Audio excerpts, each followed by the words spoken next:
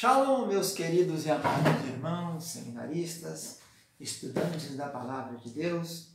Falamos ao vivo aqui de Lajinha, Minas Gerais, zona da Mata Mineira, Sul Capixaba, aqui do Centro de Cultura Bíblica Bereshit. Esse Centro de Cultura foi fundado em 1992 aqui na região de Minas Gerais e nós estamos mantendo 3 unidades de ensino. A unidade Seminário Tabernáculo, que é da Igreja Tabernáculo, Ministério Tabernáculo, ao qual eu pertenço. Eu sou o pastor Ilmar Satemeric Heller Kaiser, professor aqui da Rede Estadual de Ensino de Geografia e Sociologia, mas também ministramos História, Filosofia, Ensino Religioso, Língua Portuguesa e algumas outras disciplinas também. Nós temos também a segunda instituição de ensino, que é o Bereshit, Seminário Bereshit, que ministra os cursos intermediários. O curso básico, que é do Seminário Tabernáculo, ele tem 36 matérias com 6 livros. Cada livro tem 6 matérias. O intermediário do Bereshit tem 18 matérias, é um curso mais para liderança, feito após o básico. E o curso Bacharelado Livre, que é a culminância, a conclusão dos cursos livres. Nossos cursos são todos livres, não depende da autorização do Ministério da Educação e Cultura. Temos também aqui um polo da Facetem, lá de Roraima, Boa Vista, que ministra o curso superior de Teologia, de Administração e Pedagogia. Nós estamos ministrando as aulas do curso básico de Teologia. Nós estamos no livro 3, terceiro livro. Essa é a matéria chamada Bibliologia. Essa matéria pertence à chamada teologia sistemática, que é a estrutura da teologia, eu diria o esqueleto.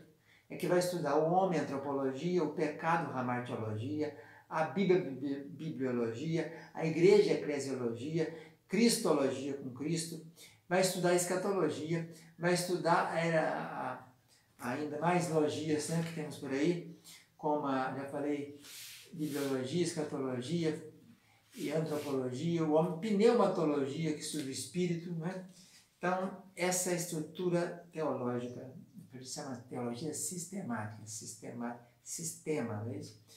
Na aula de hoje falaremos então também introdução à bibliologia. Quando a gente fala de bibliologia, nós estamos falando de quê? Bíblia, não é isso? E aqui eu apresento a vocês a Bíblia recém-lançada, chamada Bíblia Textual. Essa Bíblia é diferente de qualquer uma dessas outras que temos em mãos, como essa aqui, por exemplo, a Bíblia de Estudo da Mulher, porque essa aqui é baseada nos textos maçoréticos, Ela vai baseada no manuscrito Leningradenses, de 1008, da era cristã, para o texto hebraico, e vai no texto chamado Receptus, que é o texto usado para o Novo Testamento. Essa aqui, a Deverux, a textual, ela segue outra linha. Ela segue o Pentateuco Samaritano, do século IV a.C., a Septuaginta, do ano 270, mais ou menos, antes de Cristo, a tradução direta do hebraico para o grego, feita em Alexandria, e segue também os manuscritos da caverna de Qumran, aqueles manuscritos que foram ali achados. Então, ela não segue o texto chamado maçorético. Então, o estudo da Bíblia é de sumária importância para nós teólogos, A Bíblia, ela é muito importante, porque ela é a nossa única regra de fé.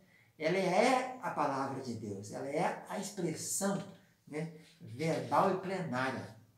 Então, nesse assunto de bibliologia, nós vamos falar sobre os temas, a revelação de Deus, como acontece, como ocorre a revelação de Deus, não só durante o tempo, mas quando e como usa quem.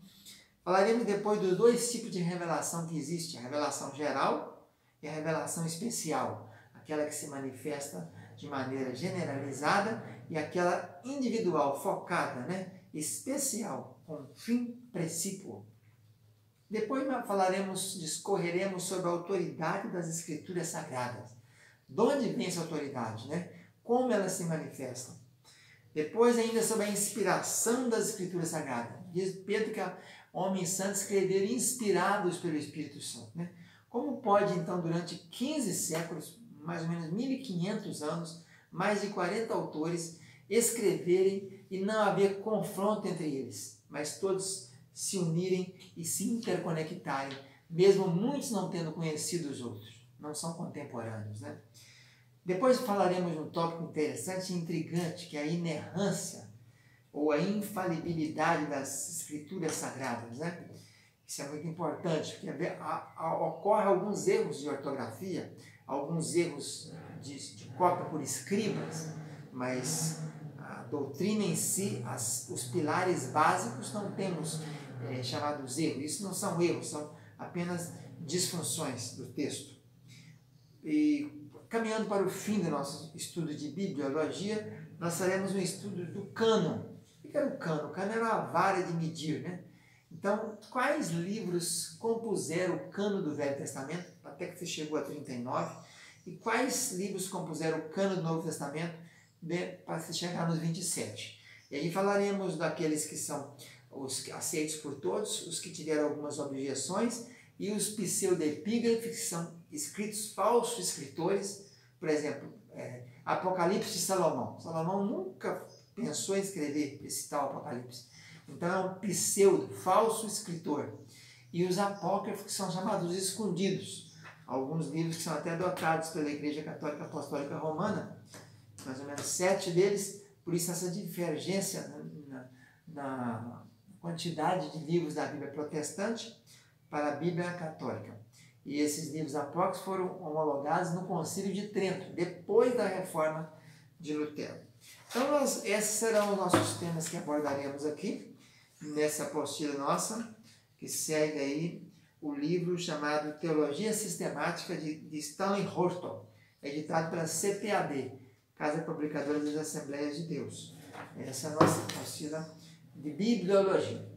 Nós vamos ficando por aqui com a nossa primeira aula, que é essa aula introdutória, né, que vai traçar as linhas do nosso andar, como nós caminharemos, e depois voltaremos então com essas demais 8 aulas, onde estaremos ministrando sobre cada tema desse, abordando e trazendo à luz fatos e detalhes importantes para o nosso estudo de bibliologia.